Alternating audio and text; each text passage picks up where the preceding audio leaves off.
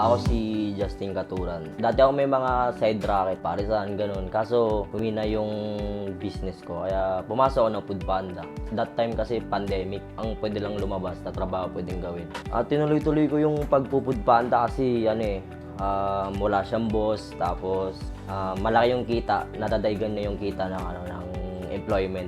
Marami nang duman sa buhay ko na trabaho na pwede kong piliin, pero mas pinili ko pa din yung ganito pagtatrabaho. Kasi napagkukumpara namin sa mga trabaho na dumating sa buhay ko. Mas nakikita namin na hindi kayang tumbasan yung binibigay ni Foodpanda kaysa sa trabaho na ino-offer sa akin. Bago ako mag-invest sa Pido L3, nakabike ako dati. Nakakapagod kasi talaga araw-araw ang magbabike eh. Yung e-bike dati, may mga naka-e-bike dati, mga nakikita ko.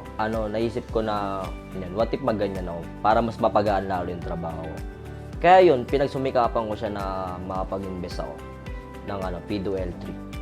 Hindi siya hassle kasi kahit saan, pwede mo siya may-parking, maisampa sa gutter, may tulak mo sa mga sidewalk, pwede mo siya madala, tapos natutupi-tupi kasi.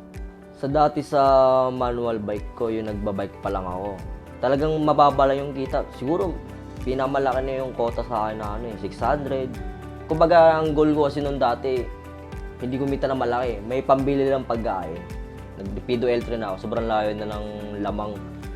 Kasi dati sa bike, pinakamarami na yung 13, 12, o kaya 16, mga ganun. Ngayon, dinoble. Kasi, nagwa 1.7 ako, 2,000, 1.3 pinakababa ko na. Isa bike nung dati, nasa 600, 700, 400. Sa tulong ng Pido L3, masaya kasi halos wala na nakikitang 3 digits sa income ko.